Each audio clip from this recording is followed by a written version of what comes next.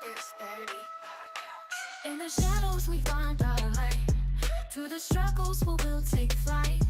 Healing hearts and mending minds. Together we'll leave the past behind. Welcome to Persperity Podcast, where hope is found. Voices rising up, breaking new ground. With every story shared, we grow and learn. In this journey of healing, it's our turn. Mindful moments equal prosperous lives.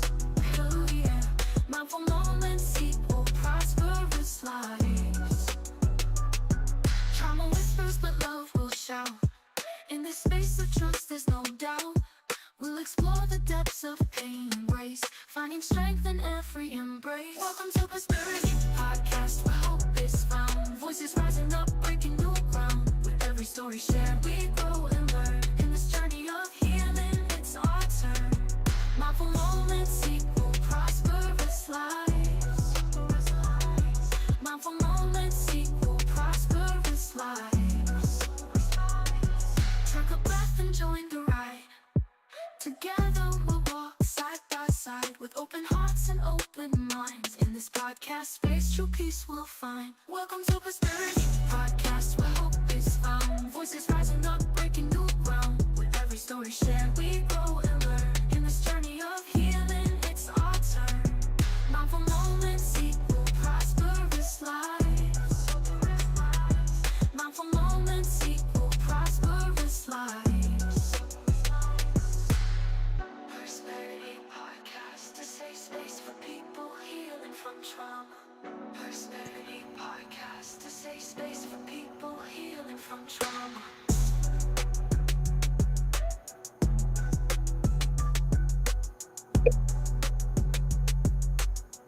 Persperity Podcast, a safe space for people healing from trauma.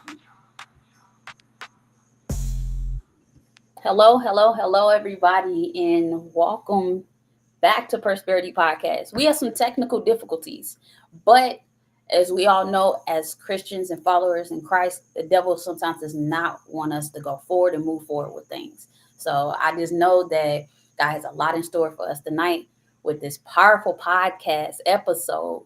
Many of you have been waiting for this episode for months or even a month or so. So I'm glad to be here with my guest that is very dear. We go way back. I think it's like 5-6 years old, maybe Yeah. or so. Yeah. Go way back. Mm-hmm. Um, so here at Prosperity Podcast, we we basically focus on the mindful moments equal prosperous lives. Tonight we have a truly inspiring conversation ahead that delves into the profound impact of rediscovering your purpose. We're calling this episode the Gift of Reconnection, the importance of your calling. And I couldn't be more thrilled to introduce my guest, the insightful Tina Cody. Get ready to uncover how embracing your true calling can transform your life and bring a renewed sense of meaning. All right. I'm going to give you a moment to talk about yourself, what you have going on, and we'll get into some questions after that. Okay. So it is just so good to see you and to hear your voice. And I'm just so um, I feel so incredibly blessed that you invited me on your podcast. Also, that we have reconnected and I can see the beautiful young woman that you are and how successful you are. And I'm just so proud of you. So proud. God is so good. Thank you. Thank you. Wow. For those of you that don't know, thank you for that, Miss Tina. Miss Tina was my childhood counselor. Many of you may know my story. Many of you may not know my story, but I'm going to encourage everybody right now to start what you're doing. Go share this podcast episode because I know this is going to be a very powerful episode. And I want everybody to be, if they can be blessed by this. Um, God has, he works in like, well, I don't want to say mysterious ways, but God has a way of turning things around and bringing you back full circle with people to reconnect. So I haven't seen Miss Tina, I believe, in since I was seven. I Seven. think so. Yes. Yeah. I think 7 or 8. It was like first or second grade last time I saw you. Yeah. Yeah. I honestly, I mean, before we get into the deep stuff, I just, and this is deep here, but I just didn't. I just know that I woke up one day and my Miss Tina was gone. And I'm so sorry. You were like, I loved you like one of my own, girl. I did. Loved you like one of my own. It was just, it was so hard leaving that job. So hard. I, yeah, you make me emotional. I'm Yeah. I'm trying to keep it together. But I'm, But I'm expecting myself to just feel everything that needs to be felt in this episode because this is big. And again, I haven't seen spoke like Miss Tina again since I what first second grade. This is my first time seeing her and her first time seeing me outside of pictures. Um, yes. Yeah. funny story is that I found her on Facebook. I was determined. I was like, I gotta find Miss Tina. I have to find her, and I found her, and we spoke, and um, then you had a life changing event happen, Yes. and that was big for me. I took a step back where I was like, okay, I didn't know what was going on. I was praying for you from a distance, and I definitely want to give you the opportunity to share that as well, if you would like to, Yeah. during this podcast episode. I would be more than happy to. More than happy to because it was it definitely changed me. That experience did, and I reconnected with God, and just prayer was so powerful, and just it was. I'm so thankful for that entire experience, and just a lot of positives came from it. But and I'm so glad you found me on Facebook. So, Yeah, same here. Because I mean, many of you just hopped on, but the enemy was just attacking. You know, the podcast usually starts at 6, but it was just we had technical difficulties, but we stuck through it, and I'm grateful. I really am, and I'm just wow. I'm just amazed. Again, I have not seen this lady since I was 7 years old, and she was the biggest impact in my life. oh, thank you, Biggest. thank you. You made quite an impact on me too, girl. You did. I remember you came to church with us when I was young. You would just spend a lot of time with me outside of the fact of being my counselor, the cardiac counselor. But yeah, you was definitely defying the odds of just like what everybody expected you to do. And I assume that was one of the reasons why you left, because you wanted to do more. I did. I took a job that I thought would was better for me at the time. I went into managed care, and it was more of a Monday through Friday job with regular hours, and I kind of got to see the other part of it. I was an outpatient clinician, but I still took crisis calls. It was more managing people's mental health benefits, substance abuse benefits, and I learned a lot from it. But I missed the one-on-one. I missed working with kiddos. I missed Kreider. Um, and then while I was there, I fell in love with my husband. We got married. We had our first baby, and then I stayed home. I was very blessed. I got to stay home for a little bit. And then second baby came along, and then when he was 10 months old, I was missing work. I felt like I really needed to get back at it. So then I went back to Kreider, which is now Compass Health, but and then started doing the school-based programs. Then had our third child, left for a little bit again, but then went back to Kreider and our Compass Health, and yeah, and then I worked for them up until 6 years ago when I got sick, and Powerful. This, wow. I'm just hey, grateful to be in this moment. I'm telling, I'm fighting back tears. Just oh, well, I tell you, I love, how, I'm just so amazed at how far you have come and just what you have done with your life. I'm so amazed. writing a book, the podcast, what you're doing now with your internship. I'm just so proud of you. So proud and so happy for you. Thank you. It's Thank you. Thank you. Thank you. Whew. You ready to get into some of these questions? oh, okay. Well, and I feel like I'm already just babbling. No, you're Uh, okay. You're okay. okay. This is a safe space for people healing from trauma and tumultuous circumstances. And as you know, I don't know if you remember much, but you know that I had a very rough childhood. Um, and basis of that is me being molested from newborn to 3 years old, and you know my birth mother circumstances, and my grandmother raising me, and having to see all those special people, which was overwhelming a lot growing up. Baby girl, you went through way too much, way too much. And it breaks my heart everything that you went through, but it amazes me what you've overcome and where you're at and how you've healed and how you've grown. Thank you for that, because it has not been easy. It really hasn't. But the impact started with you, and I talk about you all the time to many different people. Um, I'm just blessed. Uh, I am. Um, whew. So these questions, let's get into some of these questions. I'm sorry, you all. This is my first time I ever cried on my podcast. Oh, It's my okay. All right. Are you ready? I'm ready. I hope. Oh, bear with me, everybody. I'm sorry. This is a very emotional podcast. Well, I wish I could just send you a big hug right now. Yeah. I wish I could hug you right now. I really do. I just, oh, wow. Whew. Whew.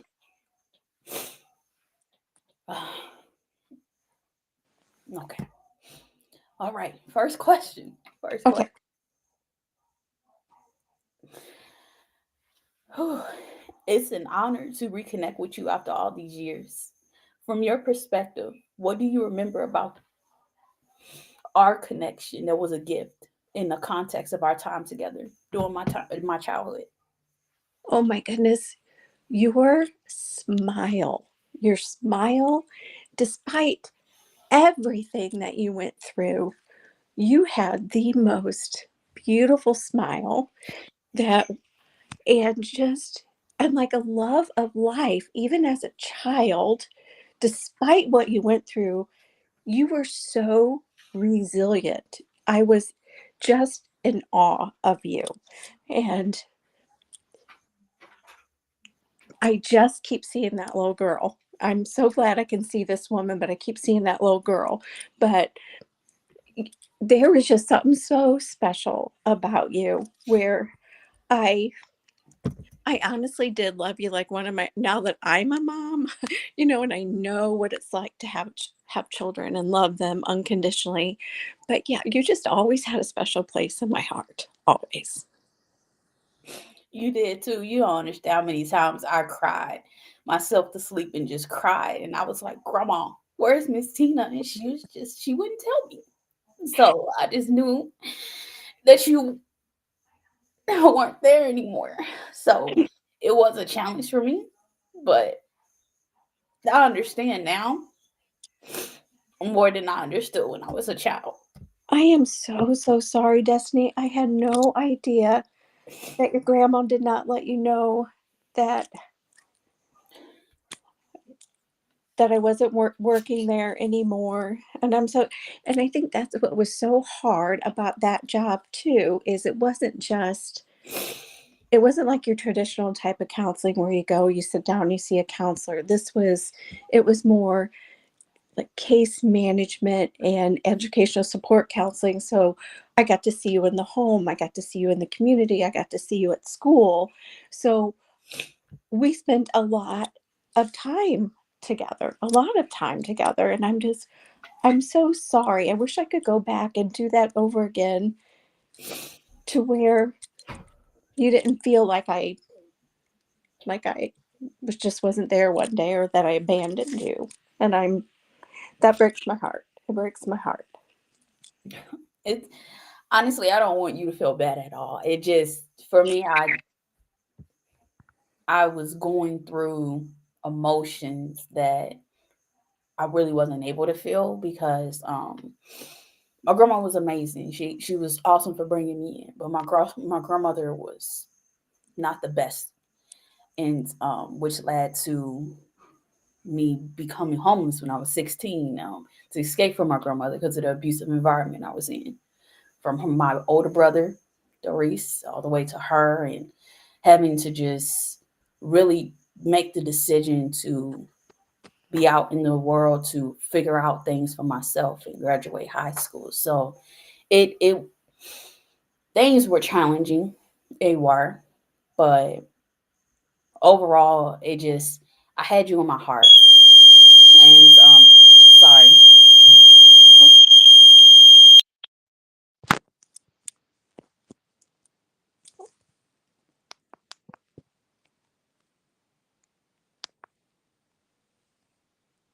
apologies, the Okay. alarm went off.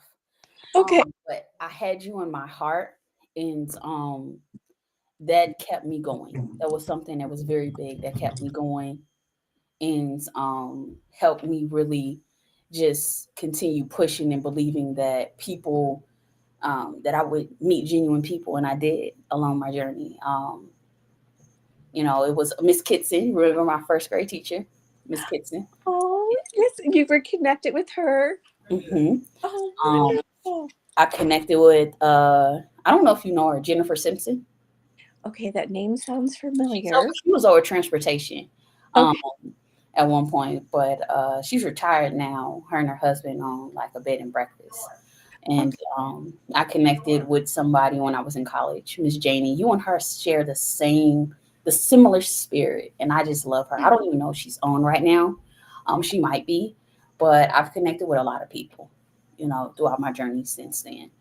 And yeah, yeah, like that started with you because it made me believe that with your genuine spirit, I've met a lot of same of the kinder spirit of yours, Oh, and that's been very impactful for me. oh, That thank you. Thank, really has. Yeah. Whew. Next question. okay. Looking back to when you were my counselor, what challenges or struggles do you recall me facing that might have obscured my path to understanding my own calling at the time? Okay. Could you repeat that one more time? I'm sorry. Also, Blase, as a Okay. sorry. Looking back to when you were my counselor, what challenges or struggles do you recall me facing that might have obscured my path to understanding my own calling at the time? Okay. Um, the trauma that you went through, um, that I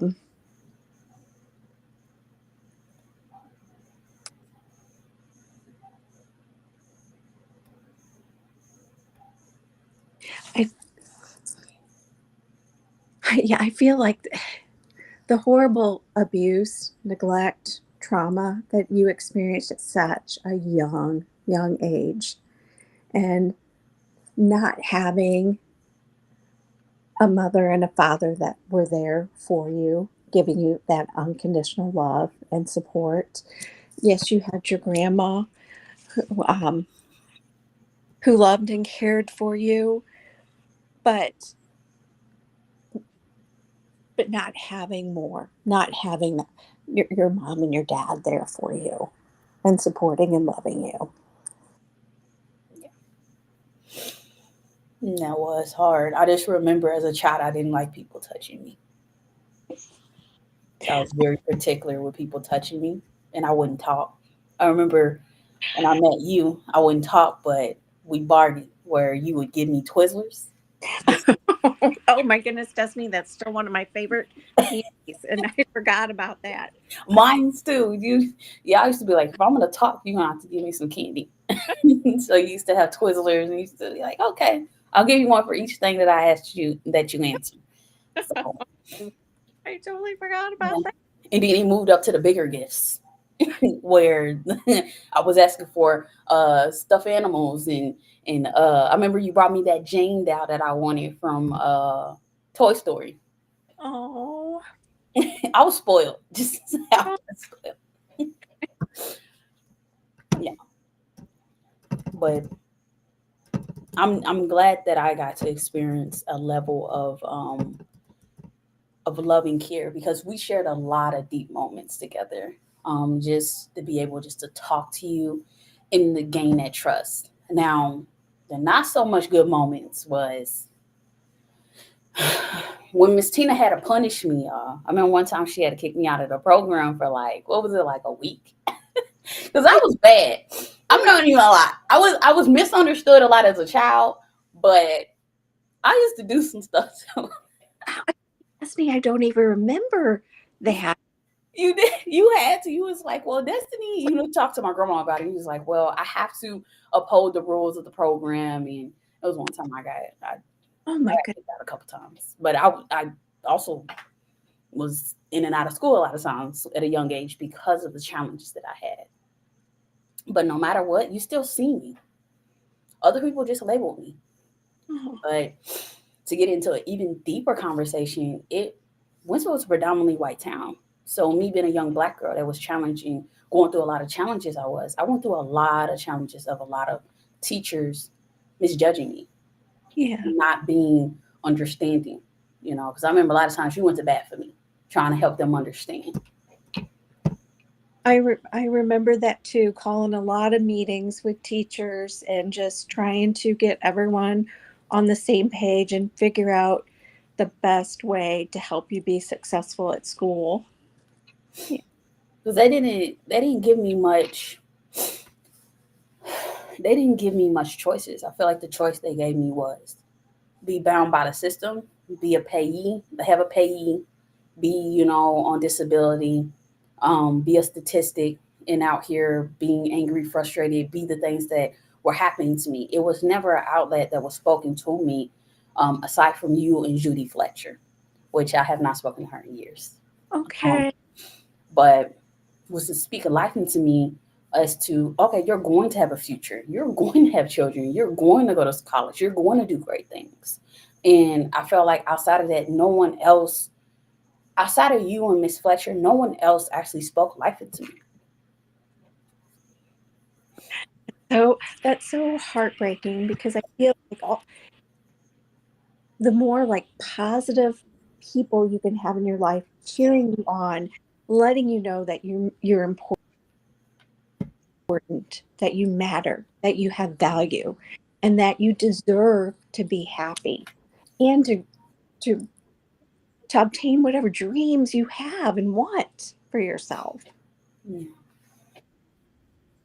I feel like every child needs that. Every child does. I was just glad that I had you, because a lot of people assume, like, as an adult, the challenges I've gone through, they're just like, hey, she doesn't have anybody. But I shared a lot with a lot of people. A lot of my support system did not look like me. Yeah. They were not African American. Right. Um, didn't choose it to be that way, but they were. You all have been amazing to me. The experiences that I've had with other people are not the same I've had with you all. It's all genuine. It's not anything of a feel sorry for you. I want to help this young black girl. I never felt that way. Never, never felt that way. It was always genuine. Like, I remember you came in to church, and we had like this cookout thing, and we was teaching you how to put hot sauce on chicken, and we was we had you set. So um it was all in all. It was never I never felt indifferent. Never, Good. Good. never. Well, I just like I said, I keep seeing that little girl, and I don't know how many times I just wanted to I wish I could have just made everything all better, you know? Wish I could have just that you didn't have to go through everything that you went through. And that you just I wished and prayed that you would just be happy and find your way and find your path, and you have. You have. You found your way.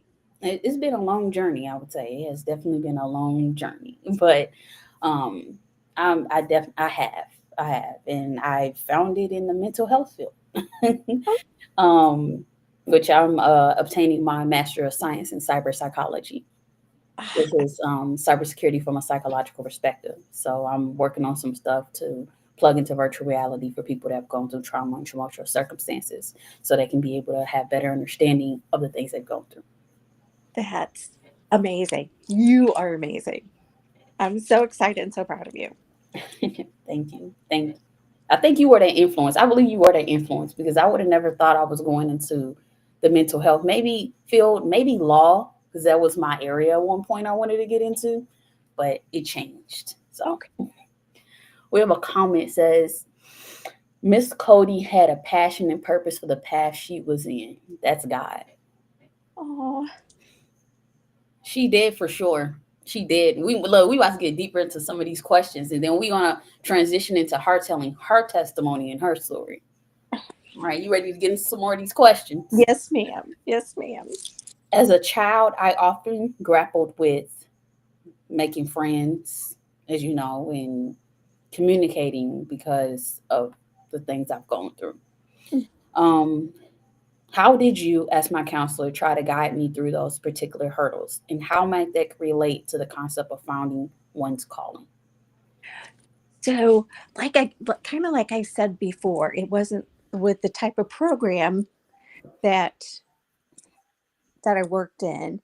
We were fortunate. We did a lot of social activities too, and like summer activities, and where me and some of the other educational support counselors would do like summer camps and field trips and sort of things to where um, we tried to make positive experiences where you could come together and socialize with other kids and just make it like a safe environment to socialize with other kids.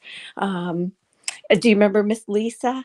Uh, um, my goodness, I can't think of Miss Lisa's last name right now, but her and I shared an office and she just loved you too. But like we got to do some different summer camps and different things with to, to help you guys socialize and just be in a safe environment. Yeah, I just remember I was like stuck to you like Velcro. Wherever Miss Tina was, I was right there, right on your arm. Like, where's Miss Tina at? Yeah, but I do remember her though. I just remember I was not really communicating with a lot of people. I always kind of remember being a little mean, probably a lot. I don't know. Sweet to you, but mean to other people. Okay. But it was because of the things that I was going through in my life. That's all. Right, right. It was just good to know that you were there no matter what. So it never changed your mind or heart towards who I was. No, But that's one of the things I've from the time my kids were little, I've always said, I we don't ever say bad kids. We say bad behaviors or we say mistakes, but we don't ever say bad kids. We don't label kids bad. We can talk about the behavior not being okay, but the we don't yeah, want that message for kids to hear that they're bad or that they're not valuable. I love that. I love that. It's probably the reason why I never felt any different around you. It was just like, okay, yeah, Destiny, let's talk about this behavior. Yeah, But then again, it was like Destiny's way or the highway. And most people on here know that. I kind of still had that kind of thing where it's like, well, I heard what you said, but I'm gonna do what I want to do. So I feel like I was this little girl too. But all right, I'm gonna get into transition to another question. okay. Were there any subtle indicators or strengths you observed in me as a child that in hindsight pointed towards what my calling might eventually be? Well, um, you have a very, I felt like, strong personality. So Yeah. I Uh-oh. so sorry about that. Um, I yeah, I knew that that strength was that strong personality. Yes. It's still there. I think it just aged. It's Oops. I think that I might have lost you for a minute. Oh, can you hear me? Okay. Are you there? Yeah, I'm here. Can you hear me? Oh, I can hear you. oh, I think did I lose you there for a minute? Nope. Oh, can you hear me? All right, we're having technical difficulties, everybody, but want to get this back on. All right, Miss Tina, can you hear me?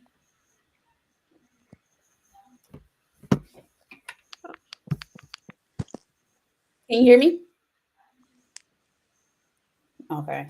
I'm gonna try to get Miss Tina on in the meantime. Destiny, I think I If you're might have watching, lost you. I'm not hearing anything. yes. So refresh your browser. Can you hear me? The enemy is really working tonight. He's not going to get the glory. He is not. Um, he is not. In the meantime, please go like and subscribe to Persperity Podcast while we get these technical difficulties taken care of, so we can continue to flow through this podcast. Um, Miss Tina, can you Oh, hear me? let me see. Oh, yes, I can hear you. Okay, so sorry. I'm Okay. not sure what Can you just see me? happened. Yes, I can see you You can now. see me too? Yep. Awesome. Okay. All right. We got some prayer warriors on here right now. So I told him, I'm telling you, the devil has been attacking since before the podcast. He's trying to attack. Now we're going to get through this podcast. We Okay. are. We're going to get through. Okay. Yes. All right. Well, the question I was stating is, were there any um what was it? I think you answered that. Were there any subtle indicators or strengths you observed in me as a child that in hindsight pointed towards what my calling might eventually be? I believe you said that the strong personality. Right. Yeah. And you were a little stubborn too. You were a little stubborn, but that stubbornness you turned into a strength, a positive. Oh, I still do that. I still do that. I, a lot of people will be like, yeah, yeah, she definitely does that now. I don't know. I just I see that sometimes comment it's that just says, like, Lord, she still does what she wants to do.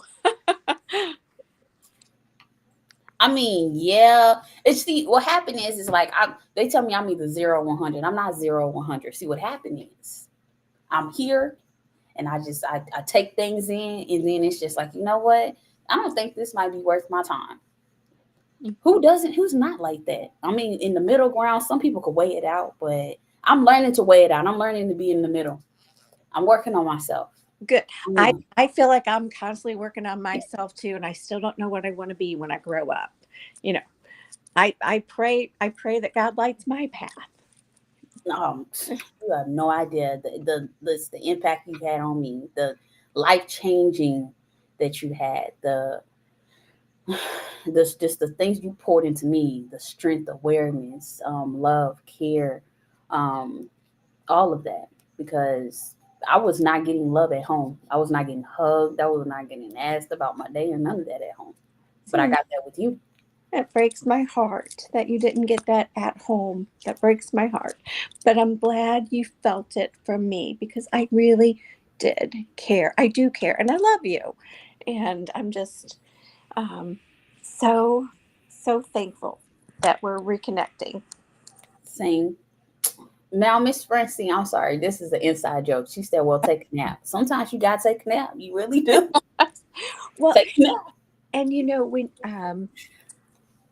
just with the different times I've been in and out of schools, because the last position I had at Compass Health, I taught anger management to kindergarten through second, and would go into the different elementary schools, and just with like a lot of different teachers that I would meet and talk to, that sometimes those kiddos who are acting out, who are misbehaving, they're the ones who need the love the most.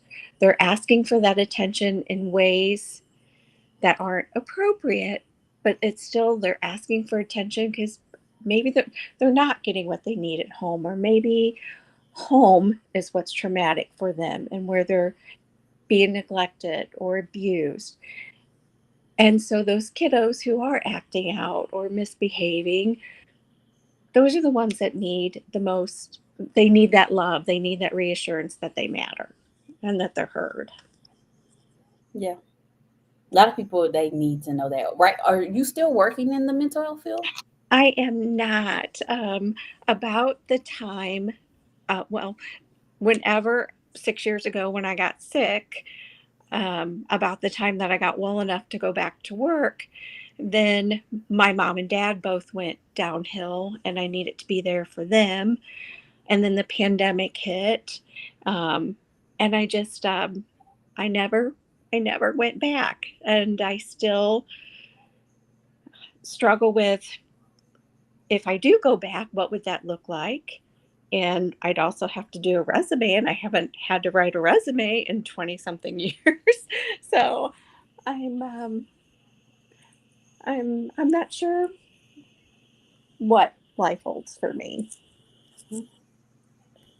No. While we're on the subject of you, would you like to speak about your testimony about overcoming? Okay. Well, about 6 years ago, I was hit with a really rare form of Guillain-Barré called Miller-Fisher syndrome, and I didn't fit neatly in that box. But basically, my body shut down, and uh, I lost the ability to breathe on my own, um, and had to be placed on a ventilator, and spent several weeks in the hospital. Um, it affected my vision.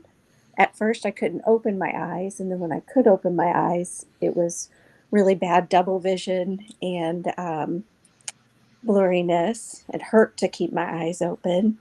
Um, I was pretty much paralyzed from the neck up, but it also affected my arms, my legs, pretty much everything. I had to be on a trach for a while. Had to have a G tube put in. Um, but at the time, my oldest had just turned 16, and then 16, 14, and 12 were my kids at the time. Um, I was I had always thought I was spiritual, but I really I felt God. I felt the prayers. I was just laying in the bed all day, and my mind was there. My mind was always there, and I always had such anxiety, and I still do, especially with just feeling claustrophobic. But I felt at peace during that time, and I know it was the prayers, and I know it was God, because I had just such a sense of peace. Um, but and I still will meet people that I had never known before, but they had heard my story, and they knew someone that knew me, and they'll be like, when they meet me, they're like, "Oh, I prayed for you," and it's so amazing to me that somebody I didn't know, but they heard my story and they prayed for me. And prayer is just so powerful, so powerful. Um, but I will forever be thankful for that, because um, so many positives came out of it. God sent so many angels my way, either through nurses, staff members, therapists, the community came together and helped take care of my kids. Um, People were making meals for my family. It was truly amazing. And the people that would come and just sit by my bedside and pray for me. Um, and I'm so thankful too that I was sick before the pandemic because I couldn't imagine being in the hospital that long without people being able to be there with me and sit by my bedside. And so I'm so thankful I was sick before the pandemic. And I still have some, like, I still have numbing in my mouth and in my fingers. My double vision about a year ago corrected itself. So praise God, I don't have double vision anymore. But, but I feel, I feel good. That's good. Go ahead. Look, this you're not over talking. You're not under talking. Okay. Just go ahead. Share. Okay. Um, but, yeah, yeah, it was 6 weeks in the hospital and then months of outpatient therapy. Um, but I also, with marriages have their ups and their downs. And my husband and I were going through a really rough patch right before I got sick. And I remember asking God, okay, how do I know when is enough enough? And I had actually seen a counselor for a while after I'd been sick. And I told her that what I just shared, how I had asked God, when do you know when enough is enough? And she said, well, how did God answer you? And I said, well, you know what? I got sick. Literally 2 days later, my husband was rushing me to the hospital. And I fell in love with my husband again. That was another huge positive of that experience. We both fell in love with each other again. And I'll forever be grateful for that. Wow. And my oldest, because he, when he had, he just turned 16, so he had to do the grocery shopping. He had to take his brother and sister to their practices wherever they needed to go. But when he would come see me in the hospital, he learned how to work all the different machines and everything. And when I got out of the hospital, he'd help me, and he'd have to flush my G tube. Here he's 16 flushing his mom's G tube for her. And he's now getting ready to graduate from nursing school because of what happened to me. He decided to be a nurse. And July 18th, he'll have his nurse pinning. Sorry, I'm just getting, but Go, go ahead. It's okay. yeah. So, No, carry on. You can share as much as oh, you like to share. oh, okay. Go ahead. Go ahead. It's okay. No, but yeah, I'm so proud. Well, proud of all my babies. But the year that I got sick, we had also been through a flood. So my poor kids, they went through a flood. They went through me being sick, and then when my parents went downhill, my dad lived with us for a while, about 9 weeks.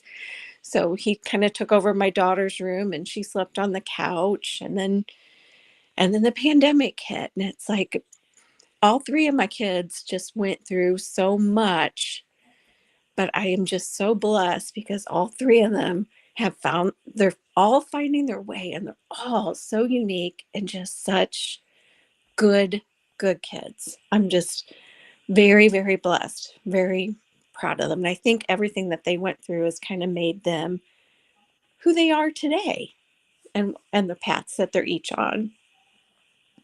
Yeah. And I have to say, they all look like spitting image of their mother. I know you Oh, got the father, oh but my. when I saw your oldest, your son, Uh-huh. just like you, so does your Oh, daughter, for sure. Because I know when I was young, we used to have conversations. I was very wise for my age. Just gonna let everybody know that. We used to have some straightforward conversations. Because I just was very mature when I was young. So my yeah, yeah, conversation was it was just like this. We were just always yeah. flowing. I remember it used to talk about, wanting husband and kids and wanting that for yourself. Yeah. And Yeah. I used to be like, you're gonna have that. You're gonna have that. You don't have to worry about that. Thank and you're absolutely right. When around that time, I was like, I knew I wanted to be a mama. I did. I wanted to be a mom. So that was, and that's the role I'm most proud of too, is being a mom. They have to be proud of you. Do you share your stories with them of just how impactful you were? I mean, I don't know if you had any prior clients, connect with them, or do they know how awesome you are? Oh, thank you, Destiny. Um, I don't think I ever really shared with them or talked with them too much about what I used to do. But thank you for saying that. Thank you. I don't know. I'm sure I know that I try not to be a helicopter mom, but I'm sure I get on their nerves. You know, I mean, what figure or parent doesn't get on their child nerves? Right. I think Right. that's a part of the role. If you're not, I would be concerned. Yes. Yeah. But thank you for sharing that, and your vulnerable place that you were in those things that you were battling with, and just how God brought you through, and um, true testimony, true just woman of God, woman of faith, woman of wisdom, woman of grace, just beauty, love, care, just that's who you are. I can keep going. Oh, thank you. Well, Testimony. Come on now. well, I tell you, I've become more involved in a church that I joined, and I started teaching Sunday school, and I love it. It's to the pre-K and up to first grade. And then I also, like through the school year, this past school year, I started teaching Awana to 3 and 4 year olds, and I'm loving it, loving it.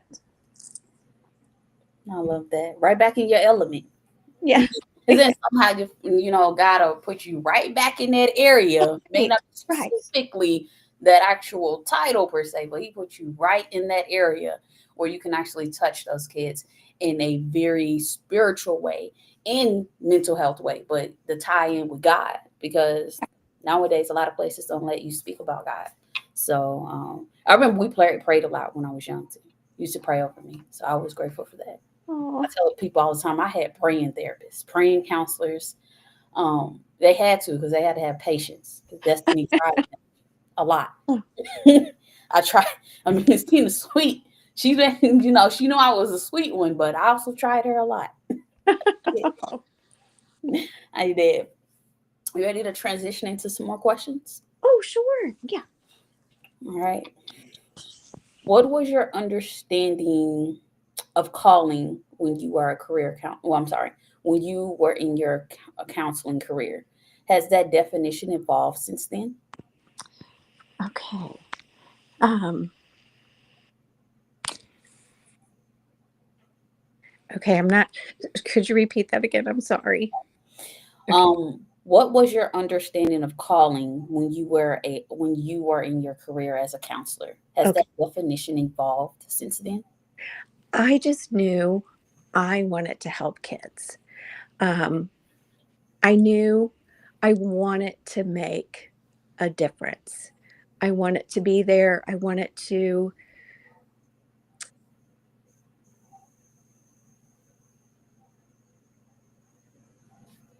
Oh, disconnected again. Miss Tina, the enemy is at work, y'all. like, I, in whatever way I can, whether I'm volunteering or with the Sunday school or the Awana. I love people and I love God and I want to do what I can to help. Hmm. Okay. Wow. Thank you for sharing that. What fears or anxieties did you face when contemplating such a significant career transition? How did you navigate them? Oh.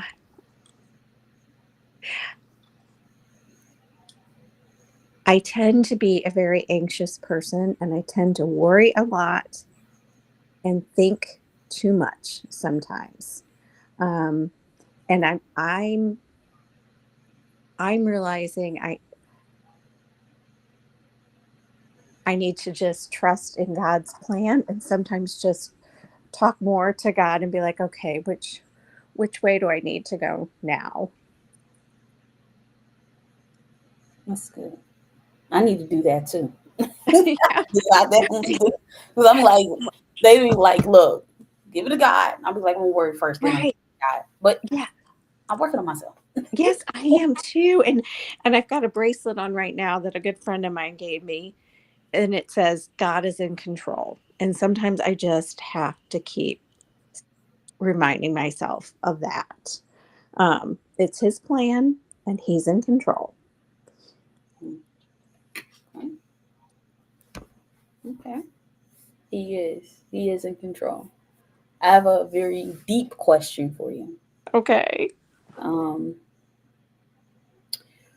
when I was young, and you've been my counselor, uh, a lot of counselors nowadays do not take any clients that they feel like they cannot, help, assist, or it seems way too much for them. What Okay. made you take me on as a client, as a little girl, as a young girl, knowing, did you know beforehand what was going on and you still chose the case, or how would that work? Well, you were actually, your family was assigned to me. So with the job that I had with the case management and the educational support counselor, um, y your family was on my caseload. Yeah. So it it wasn't like um, wasn't like I had a decision to make. It was you were just assigned to me, um, and I wasn't ever going to give up. So, How did that make you feel when you were at my caseload and you saw that all of these traumatic things that I went through? heartbreaking, heartbreaking. Um, and I actually had a conversation with someone not too long ago who used to be in the field also, um, and is then became a stay at home mom. Um, I don't know if I could have done that job back then as a mom, with having a family and children. 'Cause it broke my heart then. And now, as a mom, when I think about what you and a lot of the other kiddos on my caseload went through, it's it breaks my heart. Breaks my heart. Mm, mm. How did you feel when you met me after you read that caseload? Um, what a beautiful little girl, and that smile. That smile. Um, and you were funny too. You were funny too. I mean, I went to my own horn, but I feel like I'm funny now too. Wow. Were you like a little nervous after hearing all this stuff, or was it Yes, just like, yes. Well, with that job, I was nervous too because it was one. oh, you went out, Miss Tina? Hello, hold on, everybody. We will get her back. And Okay, can you repeat oh that? yeah, Can you repeat that? You went out for a second. so it was when I started working for Kreider. It was my second job in the field. My first job, I worked in the civilian employee assistance program, in Virginia, but then in the field. And when I first started working for Kreider, I worked with the mentally ill adults before I then went to working with kids. But I I was nervous because I wanted to do a good job and I wanted to be able to help. And I was young too, so it's like you don't have all the answers. I was fortunate that I had really good coworkers who had been in the field longer that I could talk to, confide in. Um, my supervisor, who was really good, just to be able to get ideas on how to help or what I could be doing differently. But it was challenging because I was worried I wasn't doing enough, but also very rewarding. Mm. I could tell it just felt like just a breeze with you. Because most people I felt when I was young already had a preconceived notion of who I was. Okay. Um, and it's just they read the case slow and the file and they be like, oh, okay, she's just like one of them other people. Um, which is what I dealt with a lot throughout life. Okay. Um, but with you, it was like I don't know. I don't know if it. I don't remember how I responded to you when I first met you.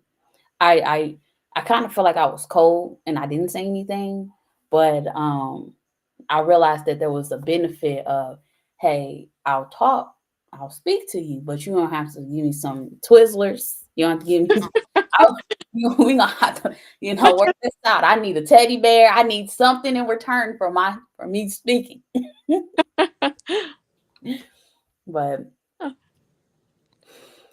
yeah, I don't remember much of the connection. I remember when I lost my great grandmother. You came by. My birth mother's grandmother, Okay. and I remember you stopped by. That was like in 2002 or three, maybe, probably two. I believe it was. Okay. And you're just stopping by to see if I was okay. It was on your off day. um, Okay. my grandma, she never understood that. She was like, I never understand why Miss Tina, she is always doing things above and beyond outside of her Oh, work. And to me, it wasn't an issue. I was like, uh-huh. hey, anytime I get to see my Miss Tina, that's fine. I always had my Miss Tina and it was Miss Lynn. Okay. I don't know if you remember, you used to take me to see Miss Lynn. Miss Lynn. Okay. I never understood that doctor. Used to take me to go see her. She had the dowels with the human parts. Oh, okay. Okay. And I didn't realize till I got older that someone said it was a forensic psychologist. Okay. Because I had to see a doctor that because of how long the sexual assault happened when I was a child to toddler, baby to toddler, that I had to see a specialist. Okay. I just thought that was weird growing up. I talk about it now, but it was just weird to me, and I never understood that part of my childhood. Okay. I'm sure that had to be very confusing for you. Very confusing. Yeah, for me within the journey, it was many different things that I felt like it took me away from being a child. But then again, the things that happened to me took away from me being a child as well. Right. So Right. I just felt like you all were my friends, and I wasn't able to make friends with people my age because I was different.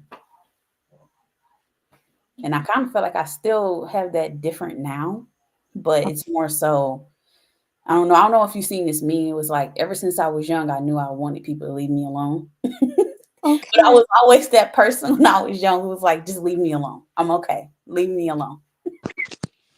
So I don't know. I'm still working on that. It's a lot of things from my childhood that I'm realizing behavior wise, of that younger destiny, that 3-year old destiny that still is needing to grow up, that still needing to unpack a lot, because it's still things I feel like it's just in my mind that has yet to just come out yet. The trauma, tumultuous circumstances. Um, but I know when that happens, I'm still in therapy. I chose therapy as an adult. That's one thing I chose to stick with because I remember Judy Fletcher, the very first therapist I ever had. I don't know if you remember her. She was up in Lake St. Louis. Used to take me. Yes, yes, because I used to take you to her appointments with her. Yes, She yeah. told me when I was young. I mean, she used to see Doris too, but Doris was a wilder virgin than me.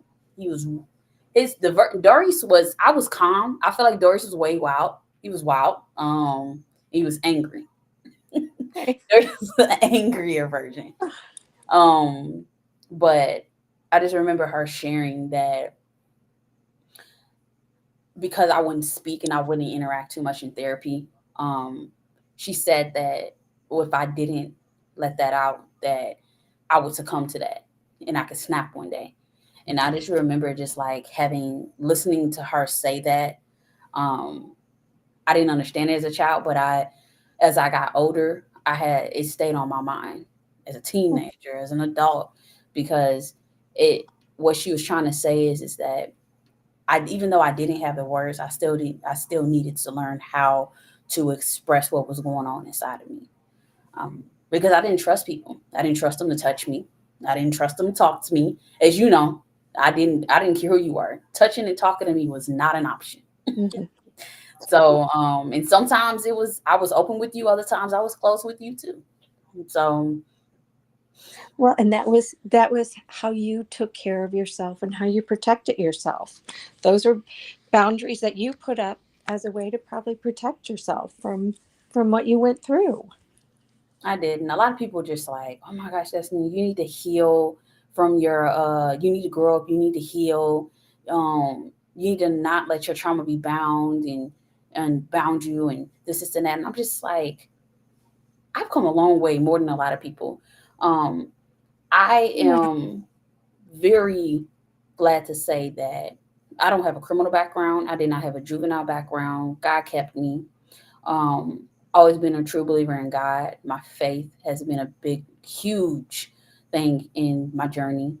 Um, I don't have I've never been out there doing all types of crazy stuff. God just kept me. So I don't have that background of that story of a lot of people having like addiction and all that. Nothing to the people that have, but I Yeah. have not had that journey. Oh, that's But wonderful. in Though. that, Wonderful. it's like people tend to categorize you when they hear what you're going through, or else when they don't know what you're going through. But when people kind of feel like you're going through things, they want to push you to be something that they feel like is comfortable for them. But in reality, it was like, could you imagine being a baby, being a young girl, being a toddler at that, and Right. having to be exposed to something that your biological mother's father put you through, that your biological mother was in knowing of, which was a lot of times it was confusing to me to know that growing up. I didn't know, Miss Tina. I had so much therapy, the hypnosis, all the other therapies that I've taken.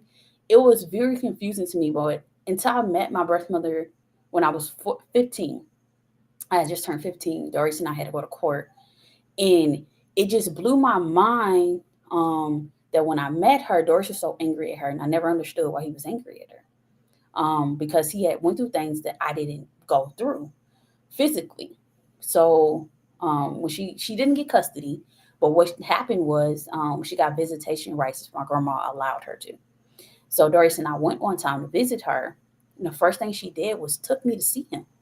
She took me to see her dad, and I remember he touched my back, and I was so scared. And I remember I grabbed her, and she pushed me off her. I was like, "What's going on?" She was just like, "What are you doing?" And I was like, "I don't know." I was startled, and I didn't understand that feeling. That it was terrifying. It was uncomfortable. It was disgusted. I did not understand, and it wasn't until he kept calling my grandmother's house, and my grandmother was like, "Look, tell him to stop calling me. I don't have any interaction with him." And he kept calling me. She pulled me out on the front porch one day, and she was in tears. And my grandmother told me what he did to me, and she left me with that. You imagine somebody telling you something, it's like a ball, Right. and leaving you with those feelings and those emotions, not thinking how that would impact you, what you're thinking, what that person may be thinking or feeling. It sent me into a place. I just remember I just started writing. Mm. I just wrote a poem that was age of 3. I just kind of blinked out. Like mentally, I was just like, oh my gosh, this happened to me with this person, and she took me to see him. I don't understand. I was mind blown. I felt like I understand as a child you don't want the child to experience that stuff anymore. Like by just, helping them heal and not bringing it up. But for me, it was something to help me understand, why am I in all these therapy, seeing all these therapists? Why am I so standoffish? Why don't I like to be touched and talked to? What happened? It all rushed to me at once, and I had to unpack that myself. My Ever since, I had to unpack that myself. I So never she speak so more she to my just grandmother gives about it than anybody. so she tells you and then just lets you process it all alone. Yeah, but my grandmother wasn't the best growing up. My grandmother was very abusive as I got older, Ugh. physically, mentally, and emotionally. She was every abuse besides sexually. My grandmother never sexually assaulted me, but she was all the other abuses. Oh, I'm so And sorry. I ended up escaping from that when I was in high school. Okay. Oh, I'm so sorry. Mm. It was a part for me. I realized that God had a plan for my life, but I had to not add on more to that. That's why I chose the route of wanting to still be in school and graduate on time from high school and go to college and do all of those things. It took homelessness, it took sacrifice, it took a lot to become the woman I am. Not to have a pity party or anything like that. Oh, It was just God brought me through that, and now I'm able to be a person that gives the people a space, such as like this, or even with my mm, career, to speak about the things that are troubling them, to see themselves, to share the things of their heart's desires, of what they're wanting God to do and what God has done and brought them through, from trauma to triumph, from tumultuous to testimony. I love that, from trauma to triumph. I love that. And you, you're the light to those people who are in darkness right now. You're their light. You're their shining light. You are. And you're making it safe and okay for people to talk about their trauma and to heal from it or begin to heal and to learn how to love yourself too. Do you? Thank you so much for that. I do want to ask, do you have any questions for me? Oh my goodness. Are you happy? Oh my gosh. I am more happier in my life than I've ever been. Good. Good. And before we wrap up, if anybody has questions for Miss Tina, please drop them in the chat. And I know you all have some. Please drop them in the chat. Is there any other questions that you have for me that you would Um, like to? oh, um, how many books now is it that you've written? I wrote one. I'm working on my second one. Awesome. Okay, what's the second one going to be called, or can you not say yet? I can let you know that it's going to be about a little bit about my life, but it's going to be a manual on how to understand people that have gone through trauma. I'm going to give people the juice. It's kind of like how Steve Harvey had Think Like a Man. It's going to be like think like a person with trauma that's gone through Okay. trauma. All right. I love that. Yeah, I giving you a love breakdown of different things. Okay. It would be very helpful and a great tool for therapists and and for loved ones of people who have gone through trauma. That would Yeah, be a great tool. yeah, Let yeah. me Mm. I mean, and what else? I used to blog. I don't blog anymore, but I did used to blog. Um, it was a blog focused on trauma. Well, it's focused on people that just encourage them and just help them, just feel comfortable with knowing that everybody has a story and your story is unique. No matter how similar it is, it's still yours. It's unique. It's not anybody else's. So, Right. mm. Ah, I'm Any so proud. other questions? So proud. And you're still enjoying your internship? I am enjoying my internship. I know I'm not married and I do not have kids. He's coming. We're gonna pray him into existence. My husband is coming. The kids are coming. Yes. Yes. Husband first. You would be the best mama. You will.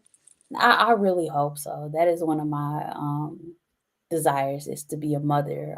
But with the background I come from, a lot of people, my mother wasn't a good mother, her mother wasn't a good mother. I want to make sure that I'm healed in a great place and surrounded by love and care of the family I've created, like my village, because I do not interact with my biological family. After I departed from my grandmother, they all turned against me. So um, I've had my own family, and a lot of them are on here.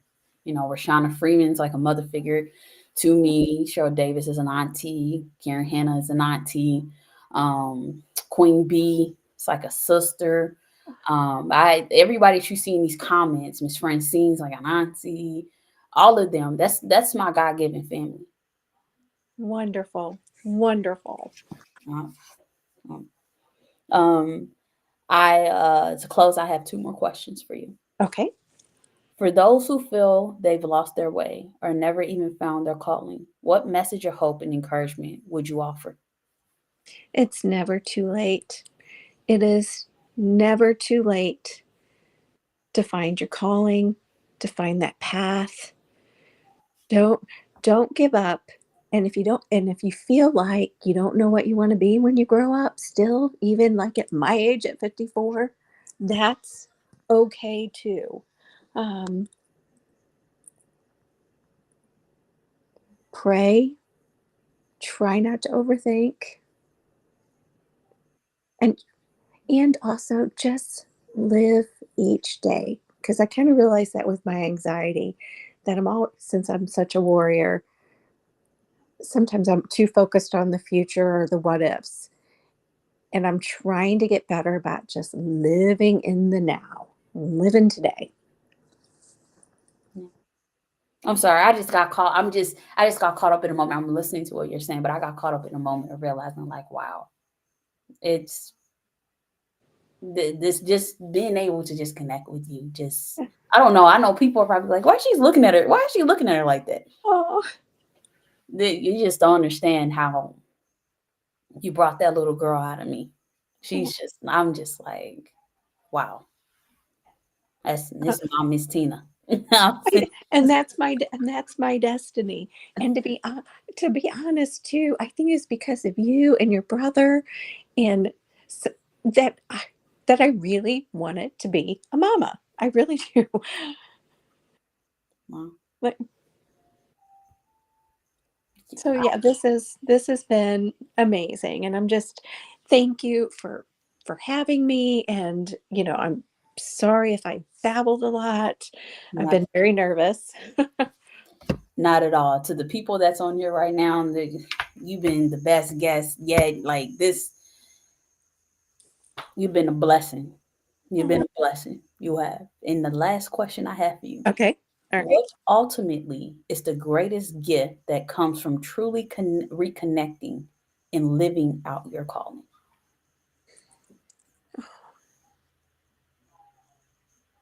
Um, well, this is a gift right now. This is a gift. Just seeing you, hearing that you're happy, seeing your smile again, knowing that even though back then I didn't think I was doing enough, I didn't think I was helping enough, but seeing you and where you're at now and how happy you are, and that I did matter to you. That's It's such a blessing and a gift. And although Facebook can sometimes be a double-edged sword, I love it because you found me and I get to see you okay. I get to see you happy. This is such a gift. Such a gift. Thank you. You're still in, where are you in Wentzville? St. Charles Count, St. Charles. Oh, you're in St. I have to take a trip out there. Yes, I yes, ma'am. Yes. I know. I would love to hug you in person, girl. yes, I'm going to make it a thing. I'm gonna mark that on the calendar after I look at my schedule and see if it aligns with yours, just to be able to take a trip down there. I'm in Kansas City, Missouri. Okay, So we're okay. not far. Well, I've got a friend in Allen, Kansas. I ought to just next time I go see her, I should stop by and see you. Yes, I would love that. I definitely will. I don't know how soon you'll be this way, but I plan on being that way probably in the next month or month and a half. I'm sorry, month and a half. Sorry, because for me, it's an urgency to connect with people. Okay. Because my thing is, I have not been connecting with people as I should. I haven't even seen my grandmother maybe in about a little bit, and I need to take my time to go down those ways.